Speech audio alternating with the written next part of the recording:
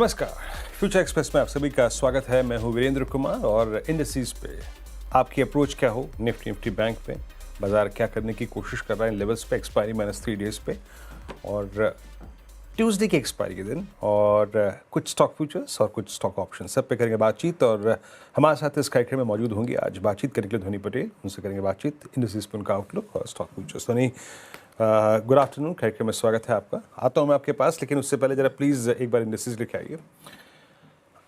24674 आप कह सकते हैं डे हाई और डे लो के आप बिल्कुल मिड पॉइंट पे ट्रेड कर रहे हैं। निफ्टी बैंक को लेके आइए, आप कह सकते हैं कि डे हाई और डे लो के आप बिल्कुल मिड पॉइंट पे ट्रेड कर रहे हैं।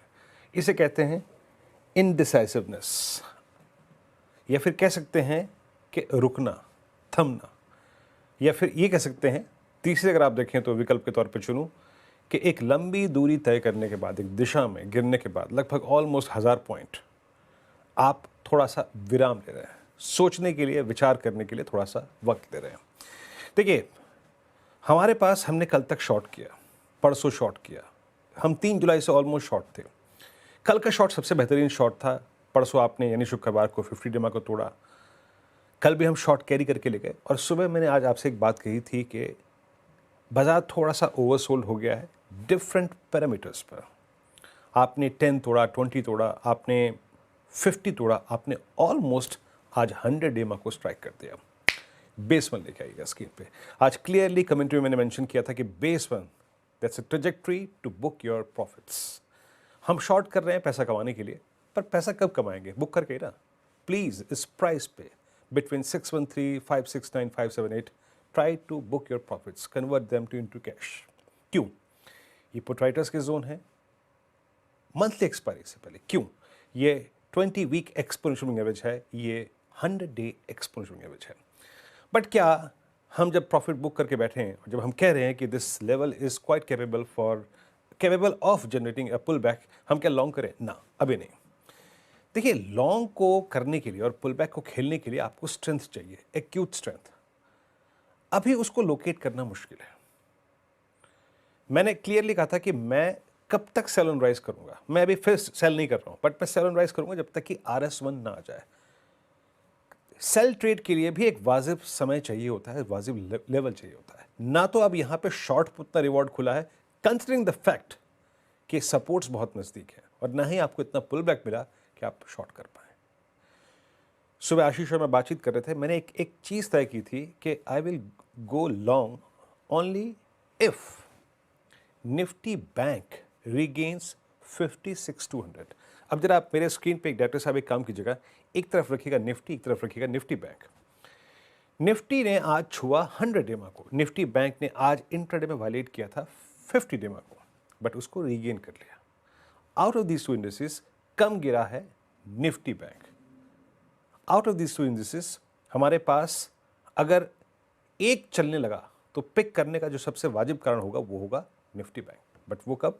56,200 के ऊपर। और अगर हमें शॉर्ट दोबारा करना होगा, हम दो सर्कमस्टेंसेस में करेंगे। आइदर वी गेट RS1 और एक्सपायरी के इस हफ्ते में हम वायलेट कर दें 24,500 को। आइए इस वक्त के स्टैट्स को देखते हैं। देखिए, आज शॉर्ट करने के लिए कारण था भी नहीं, हमने ऑलमोस्ट 100 डेमा को छू दिया था। कल हमारे पास कोटेक था, कल हमारे पास थीसिस था to sponsor your thrust towards downside. आज वो नहीं है। लुक एट 27,400, 1.25 करोड़ का आउटस्टैंडिंग हुआ है। लुक एट 24,800, 1.25 करोड़ का आउटस्टैंडिंग हुआ है। यानी कितना आउटस्टैंडिंग हुआ है? हो गया 2.5 करोड़ का। और नीचे 24,600 प्लस 24,500 कितना हो गया? 2 करोड़ का आउटस्टैंडिंग हुआ है। और वो भी ये देखिए कि 20 वेमा और 100 डेमा यही परसिस्ट करता है। तो हम थोड़ा वेट करेंगे अब किसी ट्रेड के लिए। शॉर्ट के लिए बेस को 2 को टूटने दीजिए, या फिर एक एप्रोप्रिएट ट्रेजेक्टरी हाई लेवल्स मिलने दीजिए, या फिर लॉन्ग के लिए निफ्टी बैंक को एटलीस्ट 56,200 के ऊपर निकलने दीजिए, फिर कोई बात सोचेंगे। अब लेके आइए निफ्टी बैंक। जरा एक बार आप देखिए निफ्टी बैंक के कंट्रीब्यूटर्स। सुबह जब आशीष में बात कर रहे थे कि जनाब किसको लॉन्ग करें, भाई ठीक है, निफ्टी बैंक को करते हैं लॉन्ग, रिवर्सल खेलते हैं, बट कब? HDFC बैंक के अगेंस्ट ICICI बैंक खड़ा है, BOB के अगेंस्ट एक्सिस बैंक खड़ा है, PNB के अगेंस्ट कोटक महिंद्रा बैंक खड़ा है, और AU स्मॉल फाइनेंस बैंक के अगेंस्ट SBI खड़ा है ना? तो हर एक सीढ़ी के आगे सांप खड़ा हुआ है। तो कोई अभी यहाँ पर स्ट्रेंथ और वीकनेस को बिल्कुल बाइफरकेट करना मुश्किल है। सो एक बार स्टैट्स लेके आइए। निफ्टी का बैंक का ये प्राइस एग्जैक्टली इसका 50 डे एक्सपोनेंशियल एवरेज है, लेकिन यहाँ पर कॉल राइटर्स भी हैं, यहाँ पर पुट राइटर्स भी हैं, यहाँ पर कॉल पुट का इक्वल कंसंट्रेशन इंडिकेट करता है कि we might spend some time here, हम शायद कुछ वक्त गुजारें, बट अगर हमें यहाँ से निकलना है तो कम से कम हम 56-200 के ऊपर निकलें, तब कोई 300-400 पॉइंट का पुल बैक आएगा। तो circumstances to play pull back वही रहेगा 56-200 के ऊपर। तो धनी गुड आफ्टरनून, कार्यक्रम में स्वागत है। धनी लास्ट टाइम जब मेरा आपसे इंट्रोडक्शन हो रहा था हम दोनों सेम नोट पे थे, शॉर्ट ऑन राइज, बट अब इंडस्ट्रीज पे आप क्या व्यू रखती हैं ध्वनि? बिल्कुल, गुड आफ्टरनून।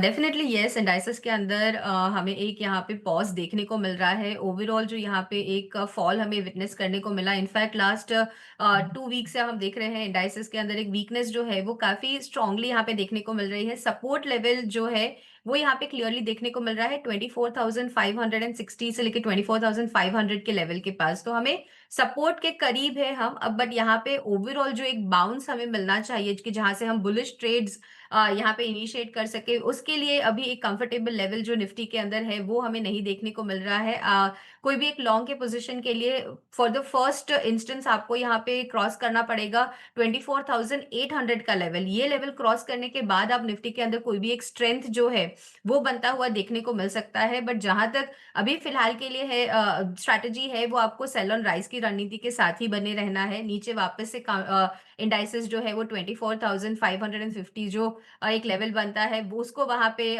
रीटेस्ट करता हुआ देखने को मिलेगा। तो एक 100 पॉइंट की गुंजाइश जो है वो हमें निफ्टी में यहाँ पे देखने को मिल रही है। जहां तक बैंक निफ्टी का सवाल है, बैंक निफ्टी के अंदर यस डेफिनेटली जो एक इंटेंसिटी ऑफ द फॉल है वो हमें कम देखने को मिला है एज कम्पेयर टू निफ्टी। हमें यहाँ पे बैंक निफ्टी में देखने को मिला है कि काउंटर ने अपनी 50 डीएमए को डेलीज पे यहाँ पे ब्रेक करा है, बट वहां से फर्दर एक जो फॉल है वो हमें यहाँ पे देखने नहीं मिल रहा है। सपोर्ट रेजिस्टेंस काउंटर स्पेसिफिक भी जैसे आपने कहा एक सांप सीढ़ी चल रही है, वहां पे हमें कॉन्स्टेंटली देखने को मिल रहा है। तो जब भी कोई बाउंस आता है बैंक निफ्टी में कन्विक्शन जो है वो हमें ज्यादा बनता हुआ देखने को मिलेगा। बट लेवल अगेन जो आपको बैंक निफ्टी में मेंटेन करके रखना है तो ऑन द हायर साइड जैसे 56,250 का लेवल हम स्पॉट में क्रॉस करते हैं, उसके ऊपर हम यहाँ पे टिके रहते हैं, तो वहां पर आप बैंक निफ्टी के अंदर कोई भी एक लॉन्ग साइड के पोजीशंस क्रिएट कर सकते हैं। बट जब तक ये लेवल क्रॉस नहीं होता है बैंक निफ्टी के अंदर भी सेल ऑन राइज का व्यू पॉइंट जो है वो बना रहेगा। नीचे वापस से अगर बैंक निफ्टी हमें फर्दर वीकनेस दिखाता है तो 55,480 का लेवल जो है वो बैंक निफ्टी रिटेस्ट करता हुआ देखने को मिल सकता है। ओके, तो नहीं आपके 3 ट्रेड्स इस वक्त के? जी बिल्कुल, यहाँ पे मुझे जो पहला काउंटर पसंद में आ रहा है वो है इंडिगो का काउंटर। इंडिगो के काउंटर के अंदर अगर आप देखें तो गिरावट जो है वो काफ़ी स्ट्रांगली हमें देखने को मिल रही है। In fact price action wise on the higher side आप जब भी 59,000 का लेवल टच करते हैं वहां से हमें एक फॉल देखने को मिल रही है। तो इंडिगो के अंदर शॉर्ट करने की सलाह रहेगी। स्पॉट लेवल पर नीचे की तरफ में जो आपका डाउनफॉल है वो कंटिन्यू होता हुआ देखने को मिलेगा 55.75 के लेवल्स तक। तो वहां तक का फॉल जो है वो इसमें देखने को मिलेगा। आपको जो स्टॉप लॉस इसमें मेंटेन करना है तो 5805 का लेवल जो है वो एक यहाँ पे स्टॉप लॉस बना के रखे।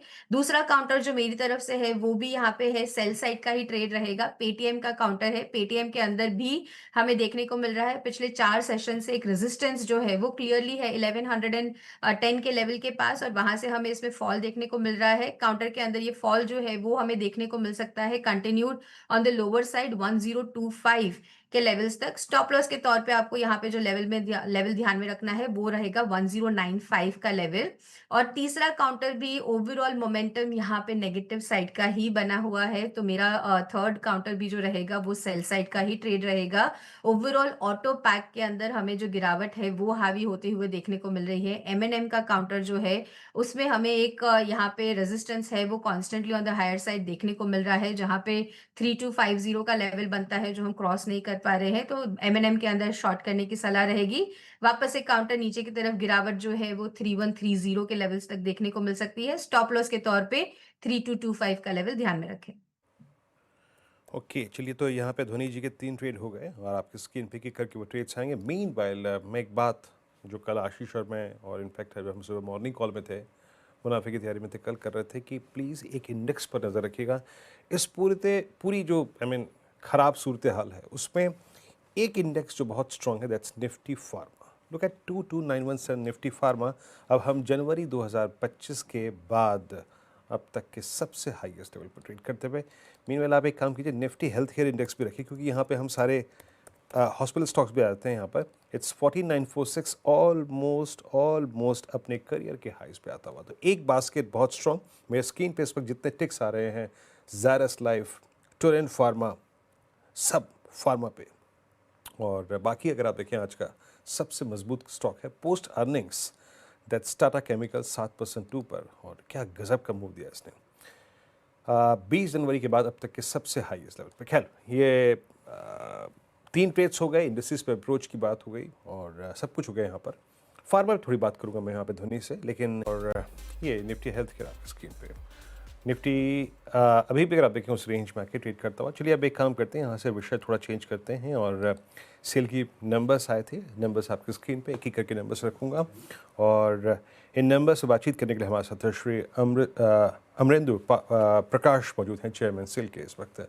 सर नमस्कार, कार्यक्रम में स्वागत है आपका। ये नंबर्स आपकी स्क्रीन पे। मैं थोड़ा सा शुरुआत करूँगा ये जो आपके वॉल्यूम्स ग्रोथ पर सर, एग्जैक्टली इस क्या वजह रही इस वॉल्यूम ग्रोथ की, और ड्राइविंग फोर्स क्या रही, एग्जैक्टली डोमेस्टिक या फिर ओवरसीज वॉल्यूम्स?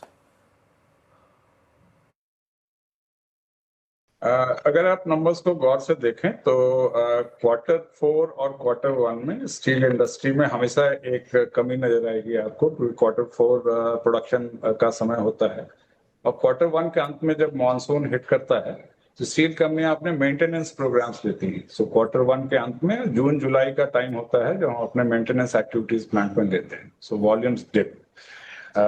एक ये कारण है जिसके चलते वॉल्यूम में क्वार्टर ओवर क्वार्टर आपको कमी दिख रही है, लेकिन जब हम सेल्स वॉल्यूम देखते हैं पिछले साल के मुकाबले में इस साल में, तो 11% की वृद्धि दिख रही है आपको, जो कि हमारे सेलेबल स्टील के उत्पादन में भी 11% की वृद्धि पिछले साल के मुकाबले आई है। तो वो नंबर सही हैं। और अगर आप प्रॉफिटेबिलिटी नंबर को जब आप एनालाइज करते हैं क्वार्टर ओवर क्वार्टर, तो लगभग 900 करोड़ रुपए का स्टॉक वैल्यूएशन का नेगेटिव इम्पैक्ट इस क्वार्टर के नंबर्स पे है, और वही गैप आपको प्रॉफिटेबिलिटी में दिखाई दे रहा है। अदरवाइज कॉस्ट में कमी आई है, और स्टॉक वैल्यूएशन नेगेटिव तब होता है जब आपका खर्च कम हो रहा है, क्योंकि इन्वेंट्री जो है कॉस्ट पे वैल्यू होती है। वही कारण है जिसके कारण पिछले साल से अगर मैं कंपेयर करूं तो 1080 रुपए का stock valuation, negative stock valuation आया है। वो नंबर अगर हम वापस ऐड कर दें इस प्रॉफिटेबिलिटी, तो आप देखेंगे प्रॉफिटेबिलिटी एक्चुअली बढ़ी है। अच्छा प्रकाश सर, एग्जैक्टली जो डोमेस्टिक वॉल्यूम्स हैं, वॉल्यूम ग्रोथ को लेकर आपका आउटलुक क्या है? अगले 2 क्वार्टर्स के लिए कितनी ग्रोथ देख रहे हैं आप डोमेस्टिक वॉल्यूम्स में, कंसीडरिंग डिमांड? अगर आप अपने देश को देखें तो पूरी दुनिया में स्टील मार्केट स्टैग्नेंट है या थोड़ा नेगेटिव ही है, लेकिन भारत में पिछले 3 सालों में 9% की वृद्धि रिकॉर्ड की गई है कंजम्पशन में। हमारा मानना है कि ये कंजम्पशन में ग्रोथ इंडिया की स्टोरी अगले एक डेकेड तक चलने वाली है। एक दशक तक ये ग्रोथ चलता रहेगा, और इसी हिसाब से हम भी अपना उत्पादन भी उसी हिसाब से बढ़ाने की कोशिश कर रहे हैं। नई कैपेसिटीज अच्छी चल रही हैं, वर्ल्ड स्टैंडर्ड पे चल रही हैं। पुरानी कैपेसिटीज को भी अभी हम डीबॉटलनेक कर रहे हैं, जिससे उनसे भी अच्छे कॉस्ट पे ज्यादा प्रोडक्शन हम अचीव कर पाएंगे। इसीलिए हमारा आउटलुक पॉजिटिव है, और हमारा मानना है कि बाजार में दाम अगर स्टेबल रहे तो प्रॉफिटेबिलिटी और भी बढ़ेगी। ओके अच्छा सर, जो सरकार ने सेफ गार्ड ड्यूटी लगाई थी, जो एक प्रोटेक्शन प्रोवाइड किया था, उसका क्या कितना इम्पैक्ट है, उसका क्या इम्पैक्ट रहा इस क्वार्टर में? वॉल्यूम ग्रोथ हमेशा से रहा है और अभी भी कंटिन्यूड है। सेफगार्ड ड्यूटी लगाने का पर्पस भी ये था कि दूसरे देशों में जहां की सरकार को सब्सिडी देती है और लोग लागत से कम में अपना सामान, अपना स्टील भारत में लाने की कोशिश कर रहे थे, उस पर एक रोक लगी है, जिससे कि बाजार में एक लेवल प्लेइंग फील्ड क्रिएट हुआ है। हमारा मानना है कि सेफगार्ड ड्यूटी को सरकार और एनालाइज कर रही है, फाइनल डिसीजन आगे आएगा। उस समय में सरकार एक सही निर्णय ले सेफगार्ड ड्यूटी के क्वांटम पे, तो बाजार में स्टेबिलिटी रहेगी और हम लोग ऐसे आगे काम कर पाएंगे। अच्छा सर, मैं लास्ट प्रश्न यहाँ पे आपसे लूँगा कि एग्जैक्टली जो स्टील कीमतें हैं उसको लेकर आपका आउटलुक क्या है रेस्ट ऑफ द ईयर के लिए, किस दिशा में जा रही है मेटल्स की कीमतें? स्टील प्राइसेस का फ्लक्चुएशन अगर आप देखें तो महीने दर महीना चलता है।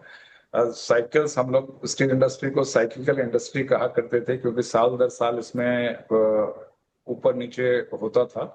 आजकल ये महीनों और सप्ताह में होने लगा है। तो इसके बारे में बहुत कुछ कहना मुश्किल है, लेकिन दुनिया में जो ट्रेड वॉर चल रही है, जो अमेरिका की ट्रेड पॉलिसीज पे जो फोकस है, वो किस करवट बैठती है उसके हिसाब से मेरे ख्याल में बाजार में भी ट्रेड फ्लोज उसके हिसाब से एडजस्ट होंगे। उस एडजस्टमेंट के समय में सरकार की भी नीति है कि कोई भी हमारी देश में स्टील इंडस्ट्री को लागत से कम पे स्टील लाकर डिस्टर्ब ना करे। अगर वो पॉलिसी कंटिन्यूड होती है तो हमारे मेरे ख्याल से एक स्टेबल मार्केट हम आगे देख सकते हैं। चलिए सर, बहुत बहुत शुक्रिया आप इस कार्यक्रम में शामिल हुए प्राइस को, वॉल्यूम्स को लेकर, और आई थिंक आगे की जो दिशा है उस पर अपनी टिप्पणियां करने के लिए बहुत बहुत शुक्रिया प्रकाश सर इस कार्यक्रम में शामिल होने के लिए, and best of luck for next quarter. Index वहीं का वहीं और कोई बहुत बड़ी तब्दीली नहीं है इंडेक्स में, ना इधर निफ्टी बैंक नॉर निफ्टी। एक इंडेक्स में क्योंकि बहुत बड़े बदलाव नहीं हो रहे हैं, वहीं का वहीं उसी रेंज में है। लेट्स सी सेकंड हाफ कैसे रहता है, लेकिन स्टैट्स को हमने देखा, थ्रेशोल्ड पॉइंट से बातचीत करी, कुछ ऑप्शंस की ट्रेड्स अब उन पर आते हैं। तो नहीं, अगर मैं आपसे कहूँ कि सेकंड हाफ के लिए आपको ऑप्शन ट्रेड पिक करना है, क्या पिक करेंगे आप? जी बिल्कुल, यहाँ पे ओवरऑल एक फार्मा के अंदर जो बाइंग यहाँ पे इंटरेस्ट देखने को मिल रहा है, तो उन्हीं काउंटर्स में से यहाँ पे एक मेरा बाई साइड का ट्रेड रहेगा, क्योंकि मार्केट में ओवरऑल निफ्टी यहाँ पर जो है वो हमें कुछ डिसाइसिव मूव नहीं दे रहा है, बट फार्मा के अंदर जो बाइंग इंटरेस्ट है वो काफी स्ट्रांगली देखने को मिल रहा है। जाइडस लाइफ का काउंटर जो है, इसके अंदर हमने देखा परसों के सेशन में एक फ्रेश ब्रेकआउट जो है वो शॉर्ट टर्म ट्रेंड लाइन का हमें देखने को मिला है, और उसके बाद आज तीसरा सेशन है जहां पे कांस्टेंट एक बाइंग इंटरेस्ट इसके अंदर देखने को मिल रहा है।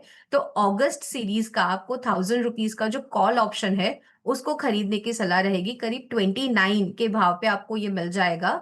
स्टॉप लॉस इसमें आप 23 का लगा के रखें, और आपको टारगेट जो है वो 45 का लगाना है। शुक्रिया दुनिया, आप इस कार्यक्रम में शामिल हुई। आपका एक ट्रेड, ऑप्शन ट्रेड जायरस लाइफ, अगस्त याद रखिएगा, नॉर्थ जुलाई। अगस्त की कॉल लेनी है आपको, 2940 पे ट्रेड करती है, 1000 की स्ट्राइक। स्ट्रेंथ कहीं पर है, कन्विक्शन कहीं पर है, और स्ट्रॉन्ग स्टैट्स कहीं पर है, तो वो है फार्मा, जिसका जिक्र मैं भी कुछ देर पहले कहा था, निफ्टी हेल्थ केयर और निफ्टी फार्मा।